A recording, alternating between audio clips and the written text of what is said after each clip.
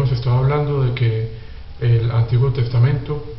hemos encontrado que entró en vigor en el libro de Éxodo, en el capítulo 24, de manera que el Antiguo Testamento no estaba operando o no estaba en vigencia en el primer capítulo del Génesis. Por eso es que he estado diciendo que el separador que hay antes del libro de Génesis puede causar confusión cuando estamos interpretando la Biblia. Continuemos en el libro de los Romanos, en el capítulo 5, leyendo un texto que se refiere o que permite entender y que el pacto de la ley o el primer pacto que Dios hizo con el pueblo de Israel se encuentra en la palabra de Dios, no desde el principio en el jardín del Edén, sino que fue un pacto que realizó más tarde y exclusivamente cuando se lo dio al pueblo de Israel después de sacarlo de Egipto en el monte Sinaí a través de Moisés. De manera que en el libro del Génesis, del capítulo 1 al capítulo 12, este pacto no existía, al menos en las estipulaciones en que Dios se lo reveló a Moisés en el monte Sinaí. Leamos este texto de Romanos capítulo 5, versículo 13, para comentar más sobre este aspecto de que la ley no existía desde el Génesis o no estaba en vigencia desde el Génesis hasta cuando se dio en el libro de Éxodo capítulo 24. El texto de Romanos 5, versículo 13.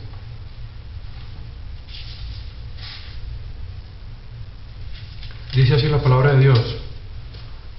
Como ustedes saben, estoy leyendo de la Nueva Versión Internacional de las Escrituras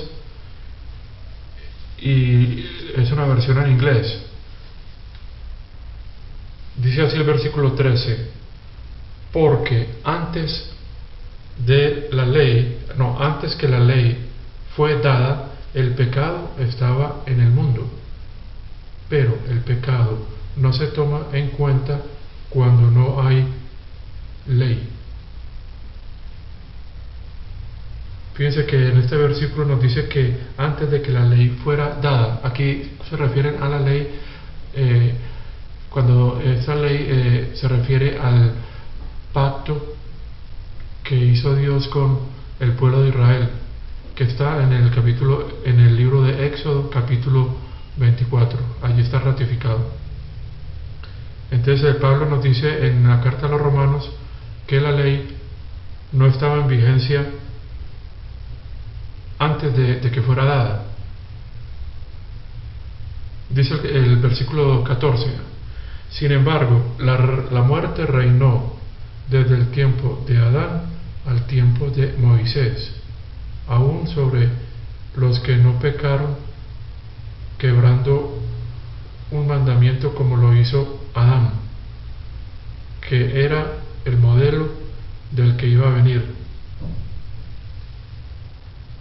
Aquí nos está hablando de que aunque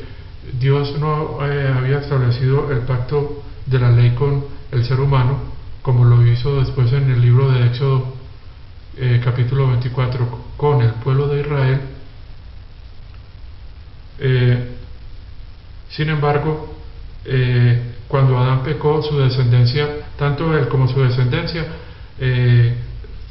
sufrió la maldición de que estaba destinado a la muerte. Esto es una referencia al pecado original, que sabemos que de la misma manera que en Adán todos los seres humanos hemos pecado, porque todos descendemos de él, también de la misma manera en Cristo, por la fe, todos podemos recibir recibir la justificación. Bueno, quiero comentar otro versículo antes de terminar para seguir defendiendo lo que dicen las Escrituras de que el Antiguo Testamento realmente no fue dado por Dios en el jardín del Edén, al menos pues exactamente en las estipulaciones en que lo dio al pueblo de Israel. Veamos en Romanos capítulo 2 versículo 14, a ver qué nos dice la palabra de Dios. Dice: en verdad, cuando los gentiles, quienes no tienen la ley, hacen por naturaleza cosas requeridas por la ley, ellos son una ley para ellos mismos, aunque ellos no tienen la ley. Esto es muy interesante.